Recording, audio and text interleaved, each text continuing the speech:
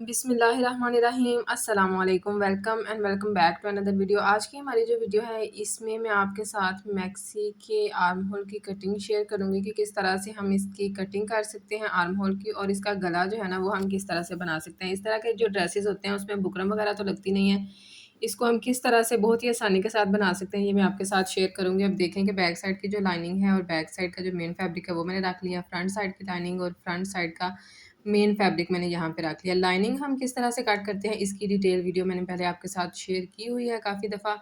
अगर आपको इसकी समझ नहीं आती कि किस तरह से लाइनिंग कट करते हैं तो आप मेरे चैनल की बाकी वीडियोस को विज़िट कीजिएगा, इंशाल्लाह आपको अच्छे से इसकी समझ आ जाएगी। अब यहाँ पे देखेंगे ये जो फैब्रिक है ना ये काफ़ी ज़्यादा स्लिपरी है, तो हमने इसके ऊपर थोड़ी सी जो है ना हैवी चीज़ रखनी है ताकि ये बार बार स्लिप ना हो। और अब हमने इसके आर्म होल की कटिंग जो है वो करनी है। देखें अभी मैंने इसको सेट किया था, फिर ये फैब्रिक जो है ये स्लिप हो गया, तो इसको हमने अच्छे से सेट करके रख लेना यहाँ पे, ठीक है। और सबसे पहले हमने इसके आर्म होल की कटिंग जो है वो लेनी है कि वो हमने कितना इसका आर्म होल कट करना है। तो जितनी इसकी एम्ब्रॉयडरी है ना उतना ही मैं इसका आर्म होल रखूँगी और इससे हाफ इंच तक जो है वो ज़्यादा फैब्रिक रखूँगी। ये देखें तकरीबन इसको हम यहाँ पे 8.5 इंच तक रखेंगे या पौने 9 इंच तक या 9 इंच तक। बाकी जो फैब्रिक है ना उसको हम सिलाई में कवर कर लेंगे, ठीक है। तो इसका कोई मसला नहीं है। अगर आपका रेशमी फैब्रिक है ना तो थोड़ी-सी मेरे ख़्याल से मेजरमेंट हमें थोड़ी-सी ज़्यादा ले लेनी चाहिए, क्योंकि फैब्रिक जो है कुछ ऐसा होता है कि जिसमें बहुत सारे धागे निकलते हैं, तो थोड़ा-सा फैब्रिक हम ज़्यादा रख लें बाद में सिलाई में जो है वो कवर हो जाता है। अब 7.5 इंच तक मैंने इसका आर्म होल जो है वो लंबाई में रखना है, तो यहाँ पे हम 7.5 इंच पे निशान लगा लेंगे। और ये मेजरमेंट हम किस तरह से लेते हैं इसकी डिटेल वीडियो भी मेरे चैनल पर अपलोडेड है। तो अगर आप देखना चाहते हैं कि आर्म होल की बिल्कुल परफेक्ट कटिंग एक एक पॉइंट के हिसाब से या एक एक इंच के हिसाब से किस तरह से हम कट करते हैं, तो वो भी आप देख लीजिएगा, इंशाल्लाह आपको इसकी अच्छे से समझ आ जाएगी। अब यहाँ पे देखें कि हमने इसकी कटिंग जो है वो कर लेनी है। पहले फ्रंट और बैक के चारों पीसेस की हम यहाँ से कटिंग कर लेंगे। गले तक हम इसकी इस तरह से तिरछी कटिंग करेंगे और बाद में हम इसको इस तरह से सीधा कट कर लेंगे। अब फ्रंट वाला जो हिस्सा है इसकी हमने यहाँ पे डीप कटिंग करनी है। डीप कटिंग हम किस तरह से करते हैं उसकी डिटेल वीडियो भी मेरे चैनल पर अपलोडेड है। अब आप कहेंगे कि आप भी कह रही हैं कि इसकी भी डिटेल वीडियो अपलोडेड है, इसकी भी अपलोडेड है, तो अगर मैं यहाँ पे सारी डिटेल आपके साथ शेयर करूँ तो हमारी वीडियो जो है वो काफ़ी ज़्यादा लेंथी हो जाती है। तो आर्म होल वाली मेजरमेंट ही आपको थंबनेल में नज़र आएगी। अगर आप इसकी डिटेल कटिंग और स्टिचिंग सीखना चाहते हैं तो आप वो देख लीजिएगा। अब मुझे आइडिया था कि मैंने कितना इसको डीप कट करना था, तो मैंने अपने हिसाब से इसको कट कर लिया। अब गला हमने किस तरह से बनाना है ये भी मैं आपके साथ शेयर करती हूँ। अच्छा, यहाँ पे ना एक मुझसे मिस्टेक हो गई। पहले मेरा इरादा था कि मैं वीडियो जो है ना ये वाली स्किप कर दूँ, फिर मैंने कहा कि चलो मैं आपके साथ शेयर कर देती हूँ, एक ये चीज़ भी हमारे चैनल पर ऐड हो जाएगी। अगर किसी से बाय चांस इस तरह से मिस्टेक हो जाए तो वो किस तरह से इस चीज़ को जो है वो कवर कर सकता है।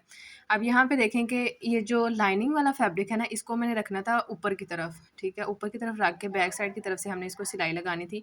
तो जब ये स्टिच हो के कट होना था ना, तो ये जो लाइनिंग वाला फैब्रिक था वो बैक साइड की तरफ चला जाना था। अब मैंने क्या किया कि ये जो लाइनिंग वाला फैब्रिक है इसको मैंने रखा है नीचे, और जो मेन फैब्रिक है ना इसको मैंने रखा है ऊपर। ये देखिए इस तरह से ना, पहले मैंने इसको सेट किया लेकिन बाद में पता नहीं क्या चीज़ हुई है कि ये देखें सही है। यहाँ पे इसको मैंने यहाँ पे तो इसको बिल्कुल सेट करके रख लिया है, लेकिन जब मैं इसको यहाँ पे स्टिच करने लगी हूँ ना तो तब मुझसे जो है वो मिस्टेक हो गई है कि मैंने इसको किस तरह से स्टिच करना था। तो यहाँ पे पहले हम मशीन का बोर्ड जो है वो चेंज कर लेंगे, 1 फुट हम इसमें लगा लेंगे। इसके बाद हमने यहाँ पे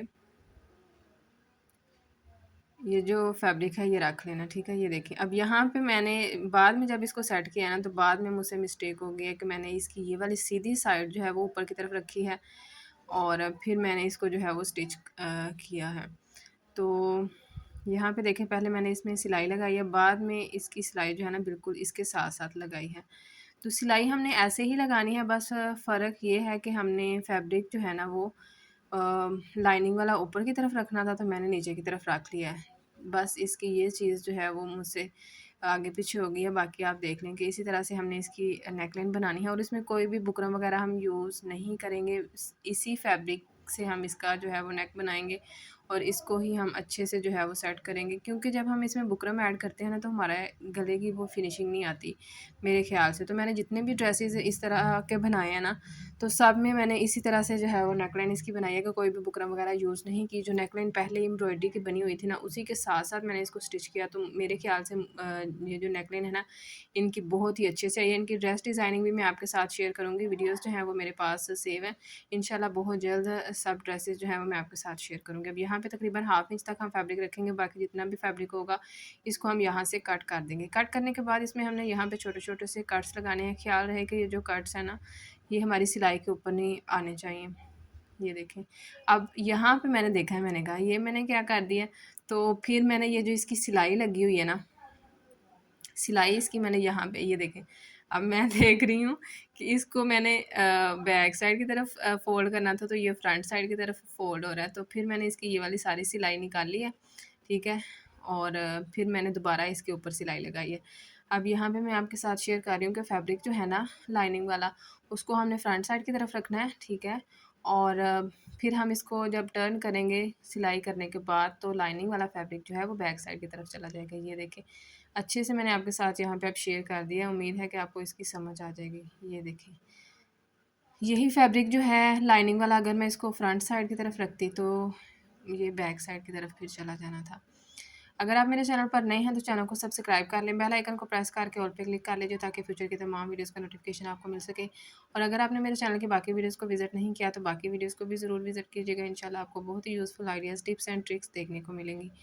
अब ये इसकी फ्रंट साइड थी, यहाँ पे मैं हमने इसको रखना था। अब ये देखें, मैंने इसको स्टिच कर लिया, फ्रंट साइड की तरफ इसको रखा है मैंने, दोबारा इसके ऊपर सिलाई लगाई है। अब इसको जब मैं टर्न करूँगी ना बैक साइड की तरफ, तो ये अच्छे से टर्न हो जाएगा।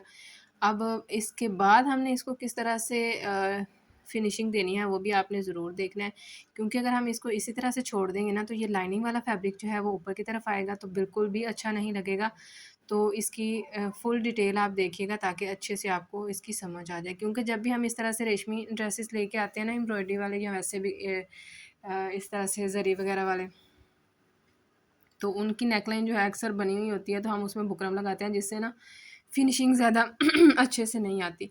अब यहाँ पे हमने इसके साथ-साथ सिलाई लगानी है, लेकिन इसमें जो है ना वो पर्ल्स थे, तो यहाँ पे देखें कि इसकी सिलाई जो है ना वो नहीं थी लग रही, हालाँकि मैंने इसमें एक बोर्ड जो है वो लगाया हुआ था मशीन में। तो मैंने फिर इसका क्या किया कि इसकी आगे की तरफ जो एम्ब्रॉयडरी है ना वहाँ पे स्पेस थी, तो मैंने तकरीबन पौने इंच तक जो स्पेस थी ना आगे की तरफ, वहाँ पे मैंने इसकी सिलाई लगाई है। तो सिलाई हमारी बहुत ही अच्छे से जो है वो सिक्योर हो गई थी। अब यहाँ पे देखें कि ये बार-बार स्लिप हो रहा है, तो इसकी कोई भी फिनिशिंग वगैरह नहीं थी, यानी सिलाई इसकी बहुत ही गंदी आनी थी। मैंने इसको यहाँ से बाहर निकाला है, और ये जो इसका आगे की तरफ गैप है ना यहाँ पे एम्ब्रॉयडरी के साथ, उस पे अब मैंने सिलाई लगाई है। तो देखिएगा कि बहुत ही आसानी के साथ हमारी यहाँ पे सिलाई लग जाएगी। उम्मीद करती हूँ कि आज की वीडियो आपके लिए हेल्पफुल रही होगी। मज़ीद इस तरह के इन्फॉर्मेटिव वीडियोज़ के लिए चैनल को सब्सक्राइब कर लें, बेल आइकन को प्रेस करके ऑल पे क्लिक कर लीजिए ताकि फ्यूचर की तमाम वीडियोज़ का नोटिफिकेशन आपको मिल सके। मैं आपको बार बार याद करवाती हूँ कि चैनल को सब्सक्राइब कर लें। जब आप चैनल को सब्सक्राइब करेंगे तो जो भी मेरी नई वीडियोज़ आएँगी उनका नोटिफिकेशन टाइमली आप तक पहुँच सकेगा। अब यहाँ से देखें जी, इसकी सिलाई हमारी लग रही है, और फैब्रिक को आपने साथ-साथ सीधा करते जाना है, ठीक है? ये फैब्रिक जो है थोड़ा-सा ट्रिकी होता है, तो अगर हम इसको साथ-साथ ना कवर करें तो इसमें झोल वगैरह भी आता है, तो इस बात का भी हमें ख़्याल रखना होता है कि किस तरह से हमने इस फैब्रिक को कवर करना होता है। ये देखें ऐसे।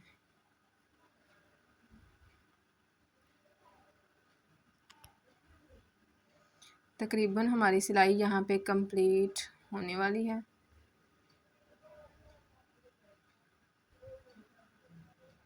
और यहाँ पे एक बात का आपने ख़्याल रखना है कि ये जो पर्ल्स वगैरह ना, अगर उनके पर्ल्स के पास आप सिलाई लगा रहे होते तो ध्यान से लगाइए। एक भी पर्ल अगर नीडल में आ गया तो नीडल फ़ौरन टूट जाती है, तो इसका थोड़ा-सा ख़तरा भी होता है कि कहीं लग ना जाए, तो इसलिए आपने ध्यान से ये वाला काम करना है। आप देखें कि हमारी नेक लाइन जो है वो अच्छे से यहाँ पे स्टिच हो चुकी है और इसकी फुल लुक भी आप देख लें कि इस तरह से हमारी नेक लाइन बनी है। अब ये जो लाइनिंग है वो भी अच्छे से सेट हो गया, गला भी हमारा बन गया और इसकी फिनिशिंग भी आप देख लें आपके सामने है और एम्ब्रॉयडरी के साथ साथ हमने इसको स्टिच कर लिया है। मिलते हैं आपसे इंशाल्लाह नेक्स्ट वीडियो में, तब तक अपना बहुत सारा ख्याल रखिएगा, दुआओं में हमें भी याद रखिएगा। फ़ी अमान अल्लाह।